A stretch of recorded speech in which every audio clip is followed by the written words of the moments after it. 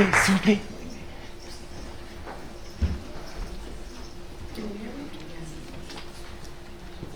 Well, did you enjoy that journey? Well, so we're gonna start out just talking a little bit about sort of contextualizing the geography of where the film takes place. In the southeast of the U.S., in South Carolina, there are islands called sea islands where Africans were brought into the U.S. And it's in these islands where communities basically were separated from the mainland, and so they were in that way isolated, and so they maintained their African rituals and cultures and created a new language based on the complexity and the diversity of the Africans that were being brought into the geography. And that's how you get what we call the Geechee Gullah culture. And these communities were isolated up until the bridges were built, and that was like in the late 1920s, 1930s. Yeah.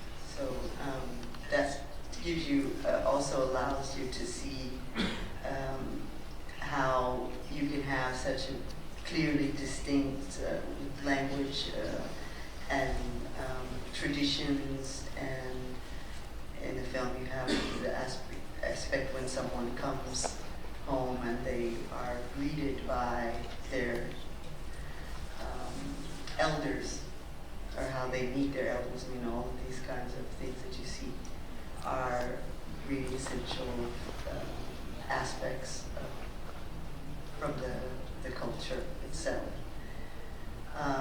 So, Julie, can you just go into telling us how you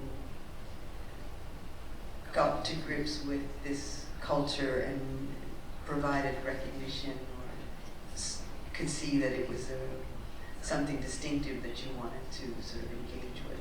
Yes. So my father's side of the family, they come from that region. And I was born and raised in New York, but born and raised in the midst of Geechee enclave, Geechee family, relatives, and I knew we were very different by the way the household was run, and by the food we ate. We ate rice every day, 3 times a day.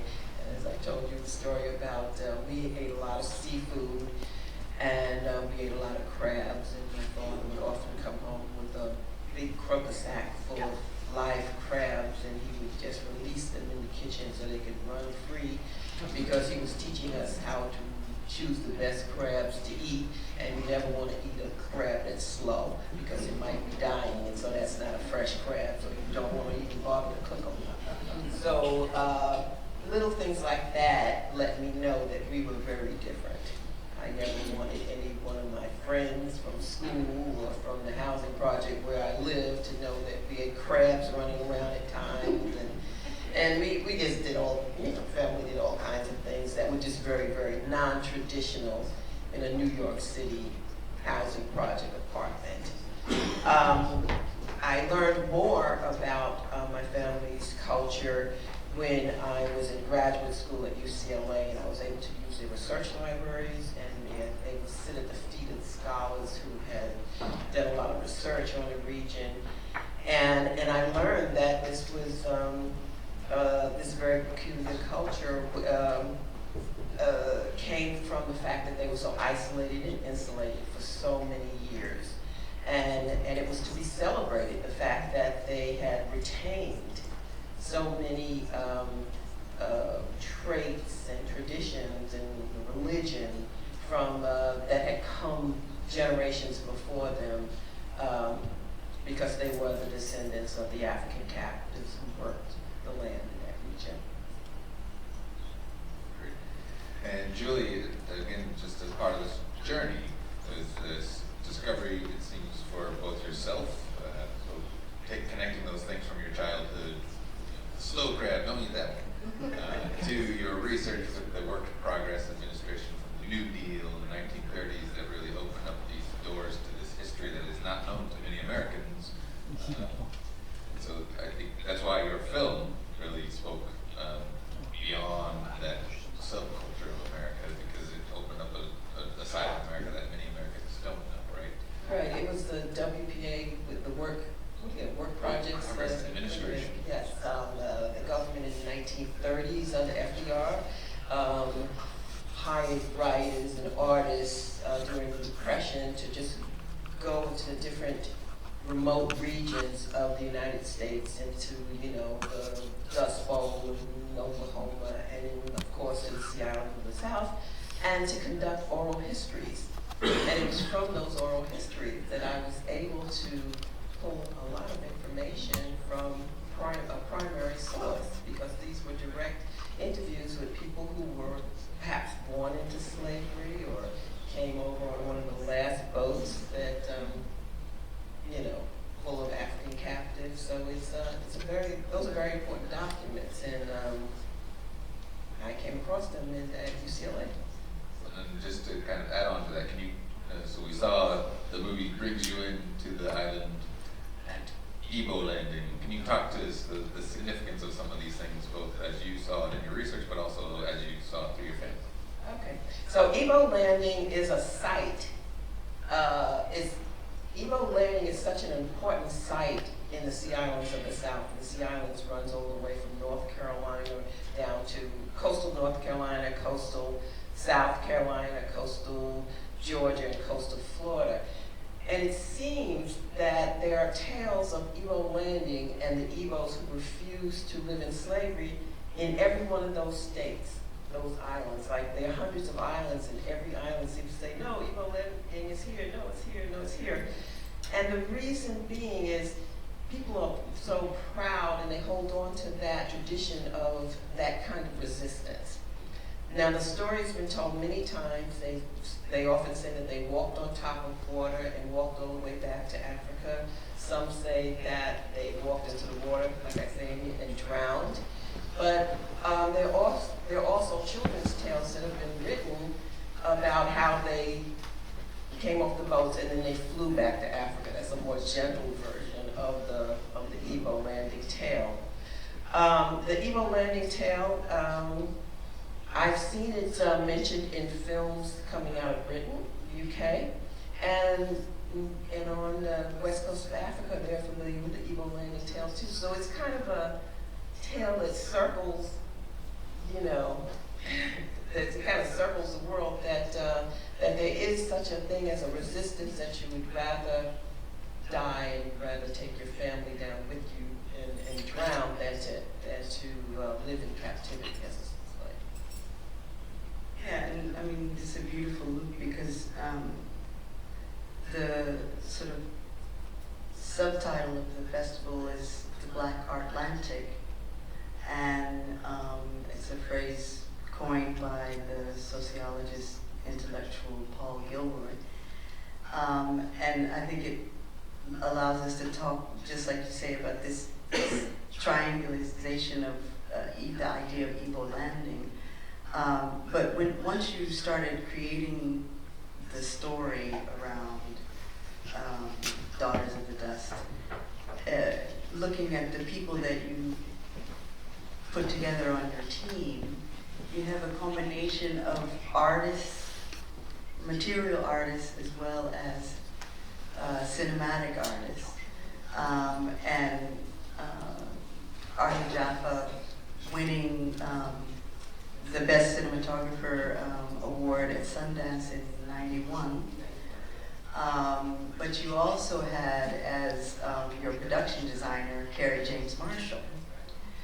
You also had collaboration with David Hammond And Michael Kelly Williams. And Michael Kelly He designed Williams. Dan's chair. Yeah. So can you talk to us briefly about how that collaboration, because it's quite unusual to have material artists as well as cinematic artists working together. You're also from the LA Rebellion. Carrie Marshall was still in LA at the time when we first started taking meetings about putting together a team for Daughters of the Dust. And we knew that we wanted to do something very different. We wanted to do something that was very authentic. And as I guess everyone knows already by now, I am a fan of foreign films, American films, but I love foreign films. And one of the reasons being is that when I go into a theater and I sit and go on a journey with a foreign film, I really feel like I've been somewhere, I've learned something, I've seen things and heard things that I hadn't expected or hadn't seen before. And so it's an experience. I wanted to do that about African American culture because I felt growing up that what I was seeing on television or whenever I went to the movies, it wasn't really fulfilling to me. It was like, this story's not it was the Hollywood version of African American life. And so I wanted to do something that was authentic to the culture and perhaps so authentic to the culture that it would appear foreign. So, Carrie James Marshall, Michael Kelly Williams, Arthur Jaffa. We just, we sat together, we pulled together all these images from, Suriname, as far away as the Suriname rainforest and West Africa. What does the indigo processing plant, what do they look like in West Africa? Because we didn't have photographs of what they look like in the United States, and we knew that they were built and cultivated by African captives. So let's just go back to the source and build those, our indigo pits exactly the way they did it in West Africa. And the same thing with making the indigo blocks and all those kinds of things. We just went back. We took a step away from going with the wind and went to the primary sources. And we created those and we did that with the music as well. So I kind of freaked out early when I saw some of the subtitles saying tribal music, and I was like, tribal? No. John Barnes composed an original score, wonderful score, and we decided to create something called New World music. And the New World music is comprised of course, sounds of West Africa, but also sounds from Pakistan, sounds from Iran, sounds from Britain. All of these places where, during the Middle Passage, when people were chained in the ships, they would have heard like the musical flutes, maybe a shakuhachi flute that someone was recreating the sound above. And those sounds would have traveled with those African captives and kind of passed down, and I'm not saying that they cultivated sounds from the other, but jazz is something very different. It's something that we created. I wanted to try to create a new sound, not the traditional Hollywood sound where you have a banjo playing or someone playing a harmonica.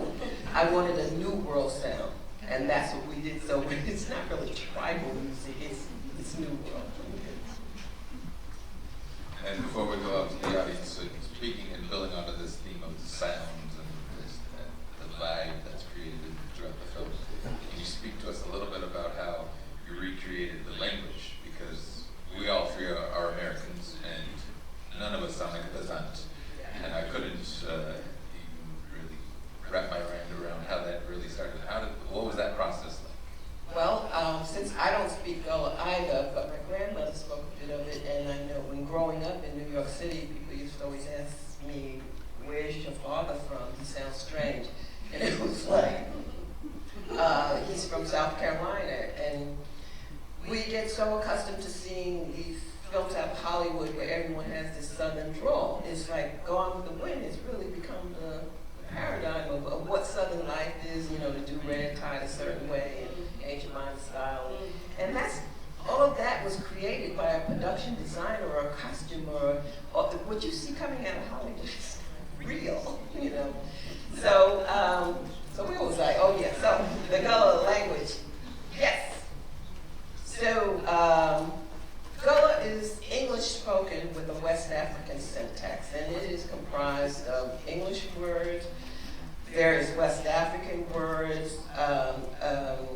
and even some Arabic words. And it's specific to that region, and it's a beautiful sound, but I don't know how to speak it. So I hired Ronald Days, who was born and raised there, and Vernon Smart Grosvenor, who was also born and raised there, to translate my screenplay phonetically into Gullah. That had a lot of people disturbed in the United States. And when they first saw this movie, because they were saying, well, why would you do something like that? And it was like, well, why not? Because I listen to wonderful films that I see Irish American accents, Chinese American accents, Italian American accents, and sometimes you don't get the full sentence, you don't get it, but you get it eventually. And so I said, why do we always have to have a Southern drawl when that's not the way it sounds? That's not true, that's not real. I wanted something authentic, and so therefore, it's in Gullah. But you guys had it easy because you had subtitles, but a lot of Americans were like, I can't get it. Well, I'll ask one more question, and then we'll send it out to the floor. Can you talk to me about projects you're working on now? What are you, what's in your, bag of tricks? Two things. The first one is, once again, I'm doing a documentary, a biopic on Vernon Smart Grosvenor, who was born in the Sea Islands and traveled to Paris and lived there for several years in the Beat Hotel during the 1950s. And when I learned that about her, she's one of the actors in this film. She was a middle-aged woman wearing a hat, talking about crabs, of course. And when I found out that this tall, beautiful black woman lived in Paris in the Beat Hotel at the same time as Allen Ginsberg and Naked Lunch guy, William Burroughs, and I'm like, but no one ever talks about that. That's important. It's important to me, So she was part of the literary movement. We see her in all the photographs, but no one mentions her by name. So after she did that, then she came back to the United States and she worked she was part of the Black Power movement, the Black Arts movement, New Black Cinema movement, and she worked for 20 years as an NPR radio journalist, talking about food as cultural memory. So that's a documentary that I have in progress right now. My other big project is Eleanor Roosevelt's Battalion, and it is about the 850 African American women who served overseas during World War II. In Birmingham, Rouen, France, and near the, I keep saying it wrong, Ardennes Forest? Ardennes Forest, yeah. Because I only know it from reading it, no one said it out loud, so Ardennes Forest. Yeah. So that's an extended series, a mini-series that I've been writing and researching pitching for the last 7 years, and that's what I'm going to do. I'm going to help you make that happen. Okay, so now we're going to open it to the floor. Here you go, mine straight. Here, and I'll go there. And then we go here. Okay. First of all, I would like to congrats Mrs. Dash for her amazing movie and already for her new projects, especially the project about the black women, not so well known because I think it's really interesting for our children and our daughters. I know that the movie inspired Beyonce Lemonade's album, and I would like to know if, yes, did you have a true collaboration with Beyonce, and you have perhaps another project? Because I think that the fact that you used black womanhood, like you used it in your movie, is really important for black women. I never met Beyonce, but Arthur Jaffa, who shot this, he shot several music videos for Beyonce and also for her sister Solange. I met Solange. Solange arranged for Arthur Jaffa and myself to fly to New Orleans to meet with her artist collective and the community in Louisiana. And we talked a lot about aesthetics and film and all of these wonderful things. So, no, I never met with Beyonce. I didn't know she was doing Lemonade, but when I saw Lemonade, I certainly appreciated it. It looked really beautiful. It was very moving. But there's no real connection other than it's in the ether. It's these visual metaphors that we've all been working with for many, many years, and it's part of a continuum of the Black Atlantic and trying to tell our story in many various ways. Yeah. Hope to see you soon in Belgium. Hi, I'm Eric. Thank you so much again for being here. And what I could think throughout this whole thing was how beautiful my sisters are, how much I love them. So yeah, I love that women. And I was wondering, because I have two questions. No, first of all, I would just love all of your please to just please applaud my beautiful sister Liz here for making this possible.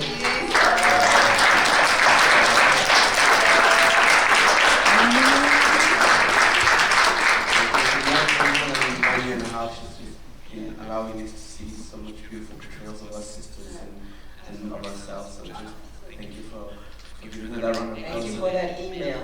Exactly, because thank you so much.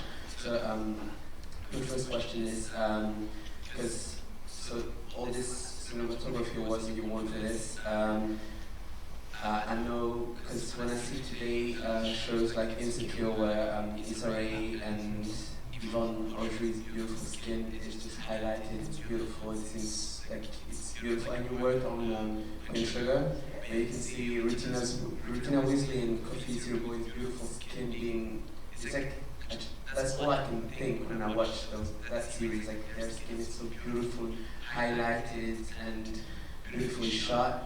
And so when I was seeing that movie as well, I was like, this is 1991. And for We actually shot it in 1989. yeah, and all these years we've seen black skin like not being really well made up for movies and not being well shot and everything during like, so I was wondering if you could tell us if you had to develop any new, not technology, but any new ways to highlight black skin for this movie, or if that's something that you worked on to make sure that you were like everything was, because I feel like back then not everything was really made for us. So if you could maybe tell us about that. And my second question is also about That's the first one. Yes, I grew up always wondering why black skin on in feature films was looking green or blue. I found it very disturbing because my relatives don't look green or blue. So when I became a filmmaker, that was a major concern of mine. I immediately went into testing film stocks and learned that, you know, at the time that the Kodak film read shadow areas as green or blue, and so therefore it was reading us as a shadow, so therefore we were green or blue. So I started using other film stocks. I shot a lot on Fujifilm because Fujifilm tended to go toward the brown when it was reading shadows, and so I like that. For Daughters of the Dust, we used high-frieze film because it had a lot of orangey undertones in it, and that was 35mm high-frieze negative, which they don't make anymore. We don't use anymore because now we're shooting digital. But Arthur Jaffer and I, we experimented a lot, and he also, we did not use any artificial lights for several reasons. One, because we could not bring them into the region because it was a protected region on these beaches, and we couldn't bring anything that had 4 wheels. It could only be 3 wheels. So it's like, yeah, well, we had to carry our equipment in every day. We shot on various islands, not just one. It was like 5 different islands. So Arthur and Jason created these handheld reflectors that we use, you know, warm tones and cool tones that he would use right off the frame, outside of the frame, reflect into the faces of the talent. So that's why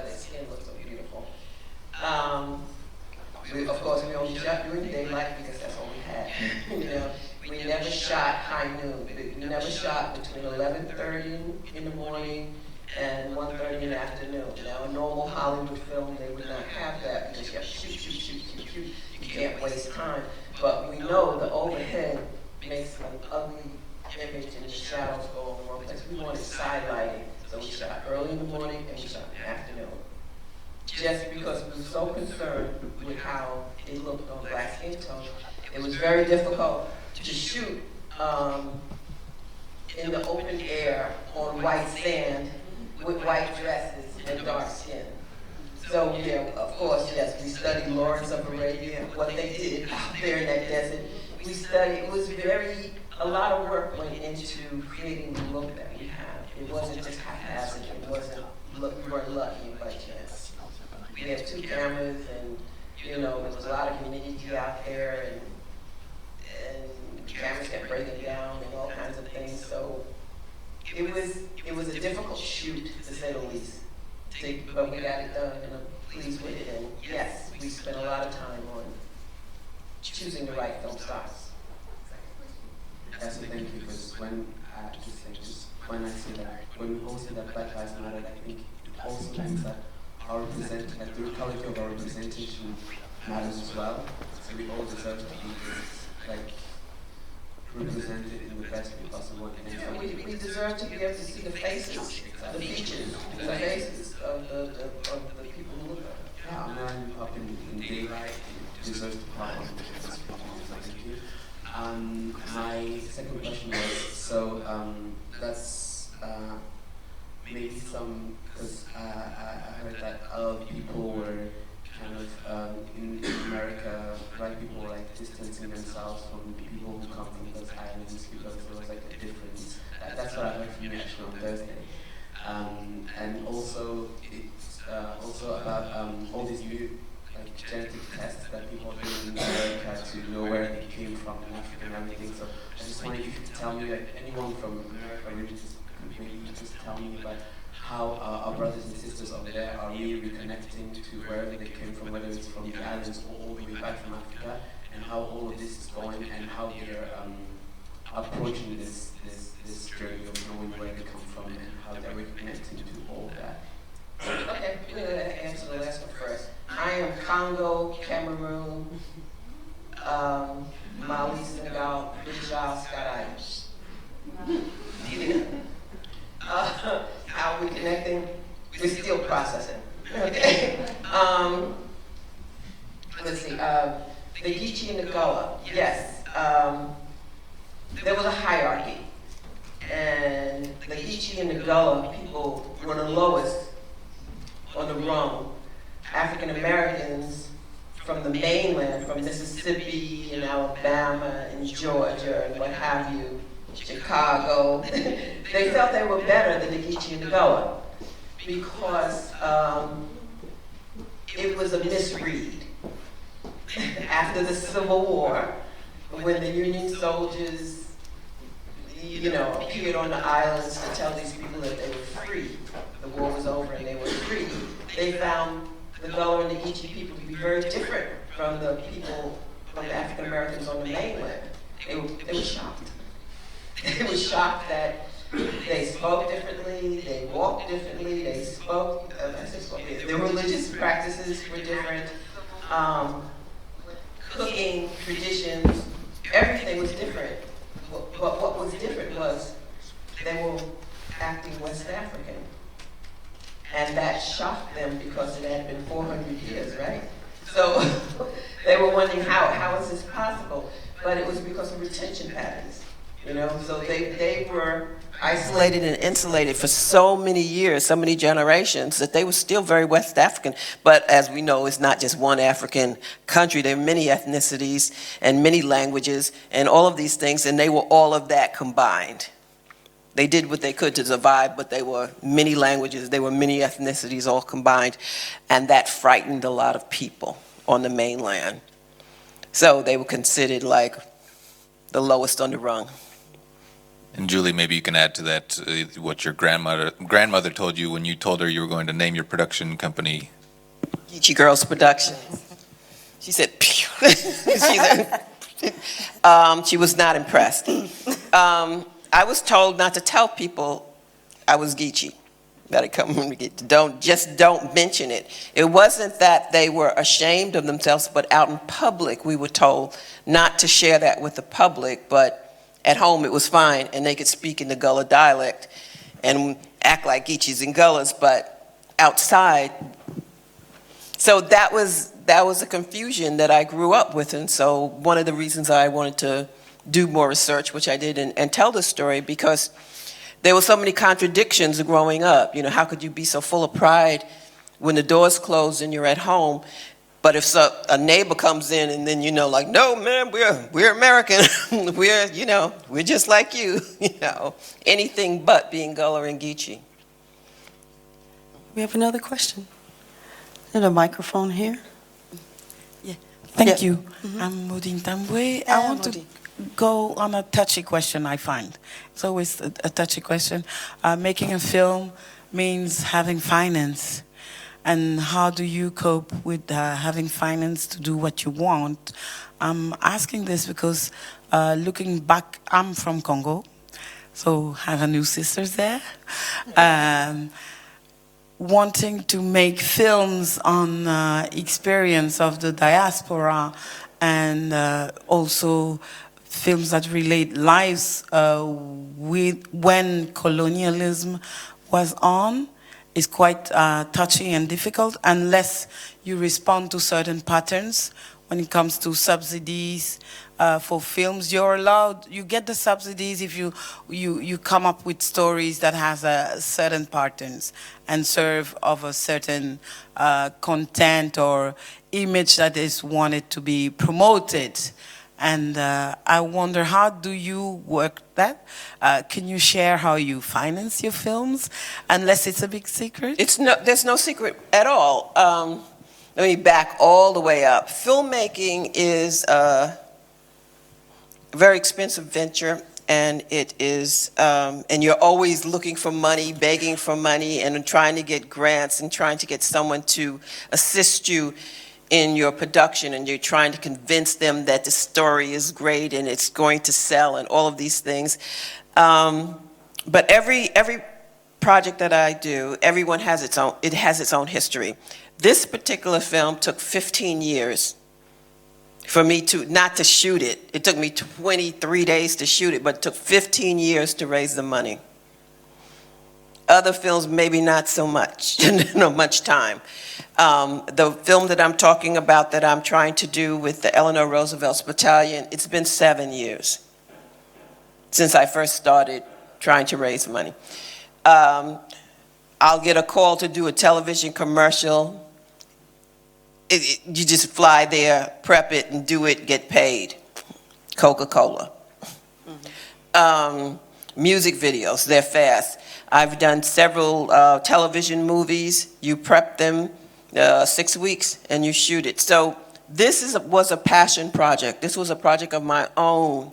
This was a project that no one was telling me I have to include this or take something out or go in a certain direction or put a logo up, have Nana holding a Coca-Cola can. So it took a longer time to finance. I'm not suggesting that you should go try to take 15 years to get something financed yourself, but what I would suggest to you is to go ahead and write what you intend to do, produce your own screenplay, and then go about crowdfunding, shooting on the weekends like my friend Charles Burnett used to do. He used to, for 6 months, he shot on the weekends with friends and family and associates. Join workshops or go to school and work with like-minded people who will do barter services for them. You make sandwiches for their film, they do camera work on your film. If you have to do it that way. But don't wait. Don't wait for someone to give you the money that you need to get started. Just get started. And it's like that. It's like this for every filmmaker, black, white, or whatever. When you're working independent, it's very difficult. It's risky, high venture capitalist stuff, and then there's the thing of gender. There it is.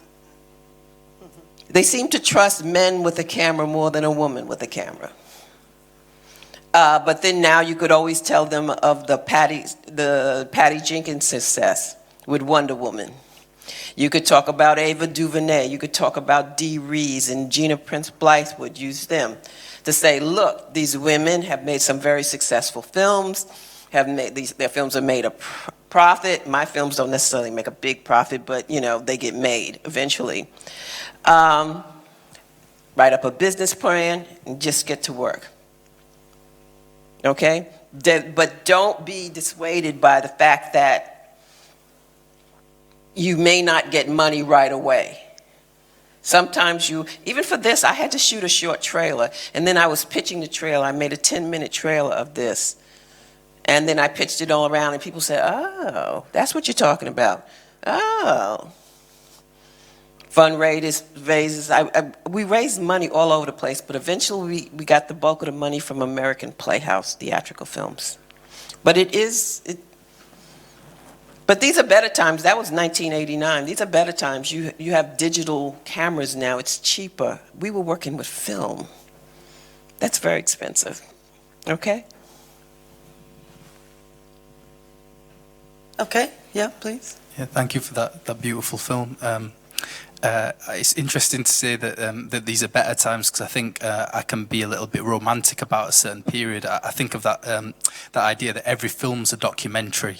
And when I watched this film, of course I was totally in the place that you wanted us to be. I was right there at the turn of the last century. But I also felt this beautiful, black, independent, experimental alternative mood that seemed to be around in the 80s and 90s. I think in the UK we had the Black Audio Film Collective, who were making really avant-garde, interesting, intellectual cinema, which seems to have disappeared, but I don't know if it has, if I'm just being romantic about the past. Or do you think that energy is still there? Was that John Acomfort? Yeah, and Isaac Julian. Yeah, I know them. Yeah, okay, yeah. And Sankofa, and So I just wondered if there really was a moment, or if I'm just looking back on it with romance, or if there was a moment, and if that moment still exists, or if it died out, and why it might have died out, and what it was like. I wouldn't say that it died out as much as it has evolved.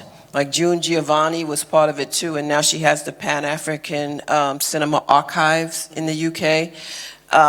Isaac Julian is now doing a museum work, large-scale video projections. John Acomfort certainly and Lena are still producing. I mean, they did the Gilroy film too. So it has evolved. Stuart Hall. Mm-hmm. Yeah. It has evolved, and it's the magic is still there. And now you have digital technology to work with, and so you don't have to spend as much money on your independent film. So now is the time. It's really a golden age in many ways with Ava DuVernay and what she's doing. And I know I keep mentioning her name, but Ava DuVernay did, in 6 months' time, she changed the whole landscape of Hollywood. In 6 months' time, she produced a TV series and hired all women directors. And Hollywood had not done that in its 100 years of existence. That's pretty remarkable. Yeah. Change just like that. So now everyone's trying to hire women. And she hired women. She was inclusive. She hired white, black, Asian, Hispanic, everything. Just as long as you were female, you got hired.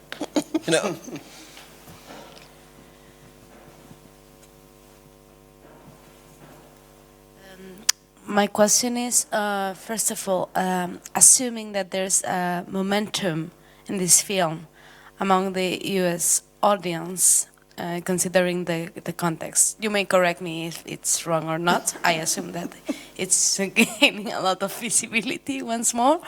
Under this assumption, would be interesting to have your benchmark on the impression of people now versus 25 years ago when it was 27, yes. Especially those who don't have an African heritage Yeah. Well, this is a whole new generation. I think a lot of people here probably were not born in 1989 when we were shooting. So it's a whole new generation. This film has been taught in colleges and universities all over the world for the last 27 years. It's also considered a national treasure. Yeah, the Library of Congress placed it in the National Film Registry in 2004. So, and just last year, the New York Film Critics gave it a special award for having been made. So, so don't be afraid of doing independent work. You know, it takes a long time to get recognition, but you will get recognition for your independent work. I think in terms of people watching it who are not of African American descent, I think what it does is hopefully inspires you to say, well, she did this film and it's non-linear, it's in the Gullah dialect, it's about an obscure culture in the Sea Islands of the South, and it has been in distribution for 27 years without stopping.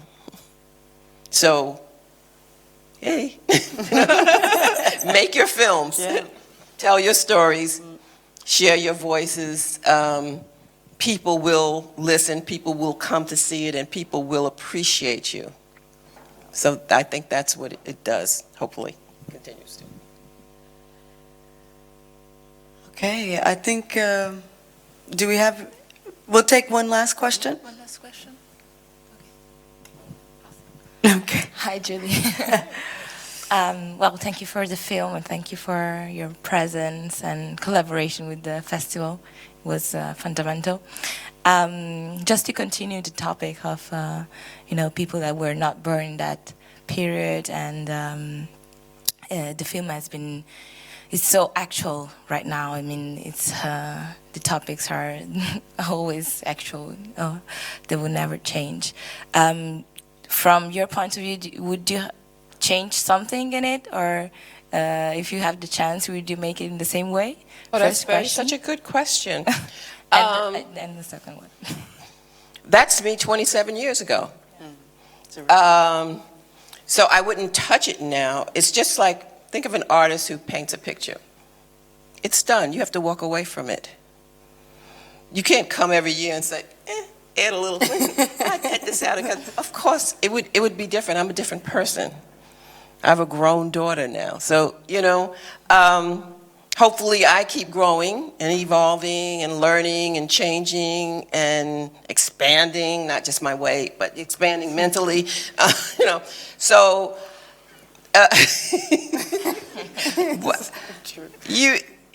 it would not be the same film. But I would never go back. Of all the films I've made, I would never go back and touch it, to edit it again, because you would be editing for the rest of your life. Let me fix this, let me fix that, let me fix this, let me fix that.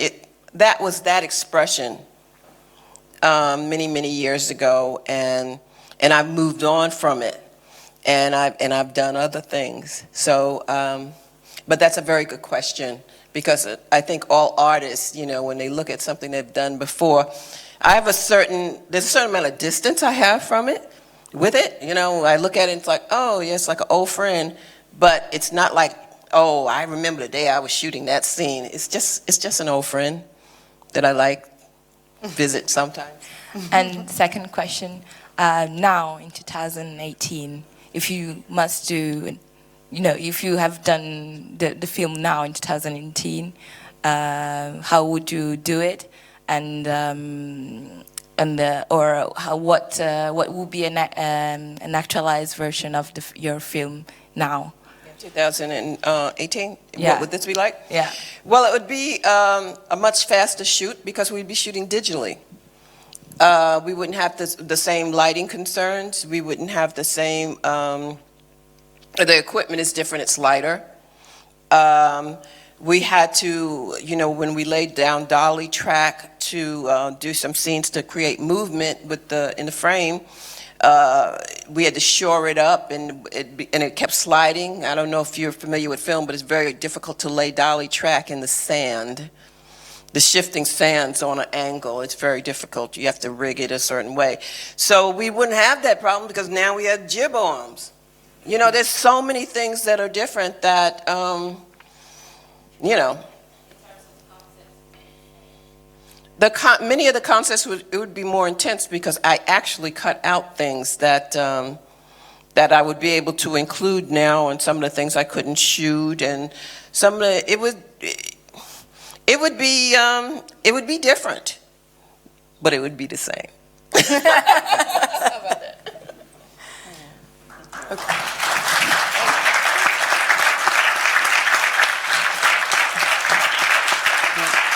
Thank you, Julie, for being with us this evening and being so so honest and clear and joyful.